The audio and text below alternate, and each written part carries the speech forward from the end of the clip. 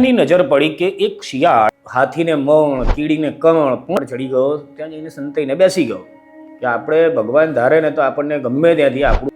નમસ્કાર, હું મેહુલ વ્યાસ અને તમે જોઈ રહ્યા છો ધ ગુજરાત રિપોર્ટ. આજે એક વાત કરવી છે તમારી સાથે કે એક બોધ કથા તમને કહું. પહેલી તો એક ચમન નામનો વ્યક્તિ હતો. એ જંગલમાં પસાર થઈ રહ્યો હતો અને ત્યાં એની નજર પડી કે એક શિયાળ જેના પગમાં કંઈક વાગ્યું છે અને ત્યાં પડ્યું છે. એટલે ચમનને વિચાર આવ્યો કે આ લગભગ અઠવાડિયા 10 દિવસથી આ શિયાળને અહીંયા વાગેલું છે, એટલે અહીંયા ને અહીંયા પડ્યું હશે, તો આ 10 દિવસથી એને ખવડાવે છે કોણ? પેલું એણે સાંભળ્યું હતું કે ભગવાન જે છે હાથીને મણ કીડીને કમળ પહોંચાડી દે છે. તો એને એમ થયું કે આ લંગડા શિયાળને કોણ ખાવાનું પહોંચાડે છે, ભગવાન કયા રસ્તે ખાવાનું પહોંચાડે છે. એટલે એ જોવાની જિજ્ઞાસાથી એક ઝાડ પર ચડી ગયો. ત્યાં જઈને સંતાઈને બેસી ગયો. ચમન ત્યાં બેઠો હશે અને થોડીક વાર થઈ હશે ક્યાંક સિંહ આવ્યો. સિંહે ત્યાં શિકાર કર્યો. શિકાર કરીને પોતે ખાધું અને એમાંથી જે થોડું ઘણું વધ્યું એ સિંહ અહીંયા આવીને શિયાળ પાસે નાખીને જતો રહ્યો. એટલે ચમનને થયું કે યાર આ તો જોરદાર ઘટના કહેવાય, ભગવાન ખરેખર પહોંચાડી જ દે છે. પણ પછી એને થયું કે આ તો આજે સિંહે કર્યું, બીજું કોણ કરી આપે છે એ જોવું જોઈએ.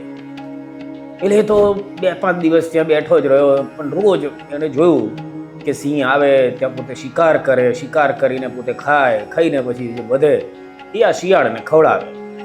એટલે આ ક્રમ જોઈને ચમનને પેલી વાત પર એકદમ શ્રદ્ધા થઈ ગઈ કે આપણે ભગવાન ધારે ને તો આપણને ગમે ત્યાંથી આપણું ભાગનું પહોંચાડી જ દે છે. એટલે એ તો ત્યાંથી નીકળ્યો. એટલે એણે નક્કી કર્યું કે બસ હવે આપણે બેસીને ભગવાનનું નામ લેવાનું અને ભગવાનનું નામ લઈને પછી ભગવાન જે આપણને પહોંચાડે એ આપણે ખાઈ લેવાનું, બાકી ભગવાનનું તપ કર્યા કરવાનું. એટલે એ તો ચમન પહોંચી ગયો. પછી એને થોડોક જ્યાં ગામડાની પાસે થોડીક નજીક વસ્તી હોય એવી જગ્યાએ ગુફા જોઈ. ગુફામાં જઈને બેસી ગયો, આંખો બંધ કરી અને બસ ભગવાનનું નામ લેવા લાગ્યો. 1 દિવસ થઈ ગયો, કોઈ ના આવ્યું. બીજો દિવસ થયો, એ ત્યાંથી હલે જ નહીં, બેઠો રહ્યો. બીજી દિવસની રાત થઈ. ભૂખના મારા એ ટૂંટિયું વળીને પડી ગયો. ત્યાં એક સાધુ ત્યાંથી નીકળ્યા. એણે જોયું કે આ ભાઈ આ રીતે ટૂંટિયું વાળીને પડ્યા છે. એટલે એમણે પૂછ્યું કે ભાઈ કેમ અહીંયા તું આમ ટૂંટિયું વાળીને પડ્યો છે? એટલે ચમને થોડી ઘણી હિંમત કરીને બધી વાત કરી કે પ્રભુ ભગવાન પર ભરોસો રાખ્યો છે, ભગવાનના ભરોસે અહીંયા પડ્યો છું. સાધુ કહેલા મૂર્ખ, તને ભગવાને દ્રષ્ટાંત આપ્યું તું સિંહ અને શિયાળનું, તું શિયાળ થયો. એની જગ્યાએ સિંહ બન્યો હોત તો સિંહ જેવું વિચારવાનું હતું.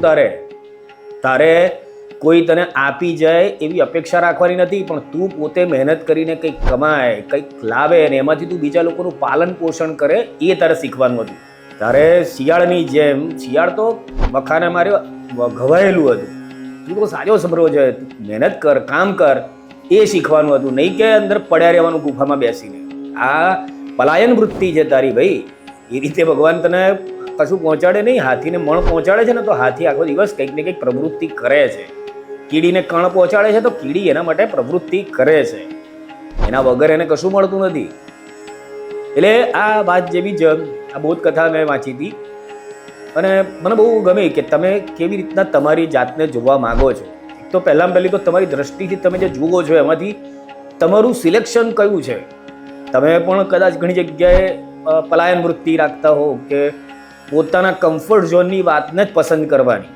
મારાથી આ નહીં થાય, મારાથી આ નહીં કરી શકાય, એ જે વૃત્તિ છે એ તમારી પલાયન વૃત્તિ છે. પ્રયત્ન તો કરો અને પ્રયત્ન એવી રીતે કરો કે તમારે શું બનવું છે. તમારી પાસે ઘણા બધા દ્રષ્ટાંત હોય છે, ઘણા બધા એવા દાખલાઓ તમારી આસપાસ બનતા હોય છે જેમાંથી તમારે સિંહની પસંદગી કરવાની હોય છે, એની જગ્યાએ તમે શિયાળની પસંદગી કરો. એટલે શિયાળ વૃત્તિ રાખવી એ સહેજે યોગ્ય તો નથી. સિંહ જેવી વૃત્તિ રાખવી જોઈએ કે હું પરિશ્રમ કરીશ, મહેનત કરીશ, મારા કારણે હું કંઈક ઉપાર્જન કરીશ અને એનાથી હું બીજા 4-5 જણનું પાલન પોષણ કરીશ. નહીં કે હું લોકોને મૂર્ખ બનાવી, લોકોની યાચક વૃત્તિ, ભિખારી વૃત્તિ, હું જુઠ્ઠું બોલીશ, જુઠ્ઠું બોલીને લોકોને છેતરીને હું પછી આરામથી પડ્યો રહીશ. એ જે વૃત્તિ છે એ વૃત્તિ ખરેખર કોઈ કામની મને તો નથી લાગતી. તમને શું લાગે છે? તમને જે કંઈક લાગતું હોય કોમેન્ટ કરીને જણાવો.